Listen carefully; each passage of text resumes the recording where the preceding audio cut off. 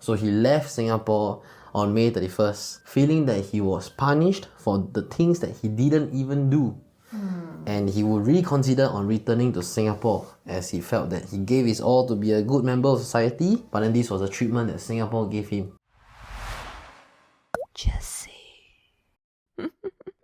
Recently, there was a discussion revolving around a migrant worker who was being sent back to Bangladesh after harassment from loan sharks. So, Mr Sharif, a 46-year-old migrant worker who had been working in Singapore for about 16 years, who is also a writer and activist for migrant workers in Singapore. So, his book actually won an award and he's the first migrant worker to win an award from the genre. So, he was unemployed because of this harassment, and the police was then involved because he said that he have not borrowed any money from the loan sharks, and this is just a harassment from an unknown party. Okay, so because of this, his work permit is terminated and he was set to return to Bangladesh on May 31st. So then, to aid with income, MOM had enrolled Mr Sharif with the temporary job scheme, which is a scheme for foreigners who are required to remain in Singapore for investigation purposes. However, Mr Sharif turned down job offers, including working as a packer and a hotel cleaner, because he had preferred to work in the construction industry. So, his special pass was also extended twice by MOM and ICA given his circumstances. And as his departure got closer, he felt more helpless. So, his last approach was then to ask PM Lawrence Wong himself at the Meet the People session, and he did just that with the help of his two other friends, because apparently migrant workers cannot go into Meet the People session. I think it's only for Singaporeans, right? And PR. Yeah. So PM Lawrence Wong then assured his friends later that night that he would immediately write to ICA to ask for an extension for Mr Sharif, allowing him to continue to work in Singapore. So fast forward, MOM and ICA rejected the appeal from PM Lawrence Wong because they had conducted extensive investigation and couldn't find the alleged person who harassed Mr Sharif and his employers. So they also reiterated... Wait, they couldn't find the person, or they couldn't find any evidence that such a person even exists? They cannot find the person. You cannot find the person and you reject his the PM's letter.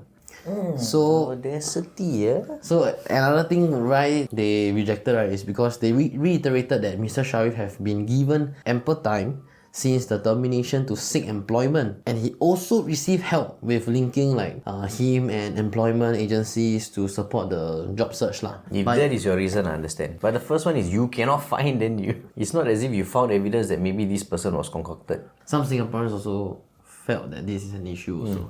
Find issue with this So they also supported his job search, but then to no avail because Mr Sharif turned down the offers and then no choice, he would leave Singapore due to the law. Because no work permit, cannot stay in Singapore. Fair enough. Yeah. So Mr Sharif then, after all the appeal, nothing worked. So he left Singapore on May 31st, feeling that he was punished for the things that he didn't even do. And he would reconsider on returning to Singapore, as he felt that he gave his all to be a good member of society, but then this was the treatment that Singapore gave him. The letter that he wrote to PM Lawrence Wong was that I was a good citizen for 16 years. I'm a law-abiding citizen. I work hard. I gave my all to Singapore and I love Singapore. And then you just took over with your speech. You say that you will help and then you do your best. But then at the end of the day, this is what I get in return. Yeah, but the PM actually wrote the letter in, right? So after hearing Mr Sharif's case, what do you guys think? Was he treated unfairly, or did he have a reasonable support given the circumstances he was in? I would say the second.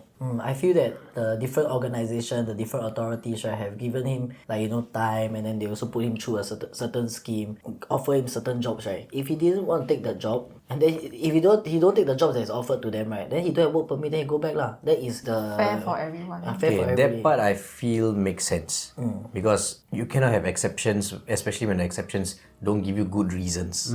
But the part I feel maybe some might feel is a bit unfair, and we would definitely feel is unfair on us, is if let's say now somebody is harassing you, there's no truth in it, you didn't borrow the money or whatsoever. Because of that, you lose your job, you need to find a new job, then you cannot find the job you want and then you have to leave. You will feel life is being unfair to you. Everything sounds so unfair.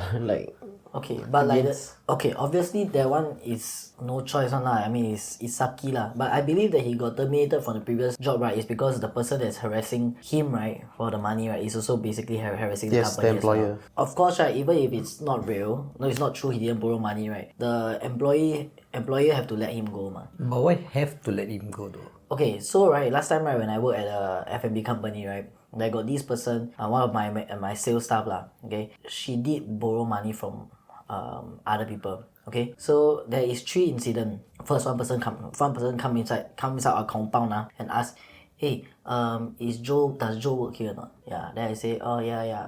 Where is she? Say, oh, she's not here. Second one, come into the compound again. Pass this letter to Joe. The third one is keep calling. So this kind of thing, right, like as a company, right, that hires you, right, I wouldn't want this kind of constant harassment, right? No, it's understandable lah, but then you will have to take it to the proper authorities for this. Those people who are harassing you, they will be put to whatever punishment that they're supposed to get. The guy who you terminated, he can actually sue you for unlawful termination, right? Because you are terminating him based on something that you believe he did which he didn't do. You cannot terminate him for something that another party is doing, right? That's not really fair. So I understand from the employer's perspective also, because maybe evidence was not conclusive and stuff. But the thing is, if let's say now after everything, the authorities have stepped in to say that there is zero evidence of him borrowing, that means the termination to begin with was not proper. So you should rehire him. Of course, they cannot force you to, but then it wouldn't be right if anyone can just disrupt another person's life by just sending these kind of letters and harass you and stuff, right? Because you'll be setting a precedence for this to happen in the future also. Floodgates open in 3, 2, 1. Yeah, so this case, right, caused an outcry, and many felt that Singapore is still lacking behind in the support that they give to migrant workers.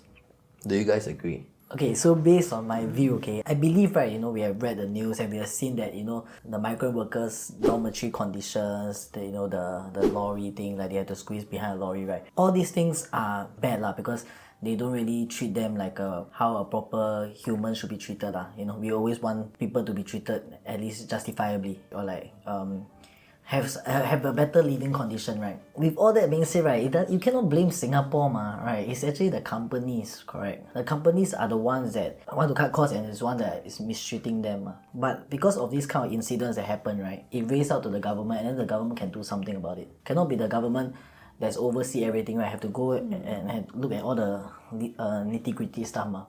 So like if you ever feel that, let's say your employee is treating you badly, right, government have platform for you to raise it up one. Yeah, so I feel that, people always blame Singapore, right? Like let's say the dormitory condition, right, they also implement changes to fix this. Yeah, so this kind of thing, you all must be the one that raise it up, and then the government will do something about it, and the government will do something about it. Is this kind of like those employees, right, especially those construction workers, right, those people that own construction firm, they're earning so much, they still want to treat these people like shit. Yeah, so that is on those companies that they don't have their own moral values, they treat the workers like shit, then those common people, right, blame the government. I think it's not right. You should know who is the one you're supposed to blame. Yeah. It's not Singapore that is mistreating the foreign workers, it's Singaporeans.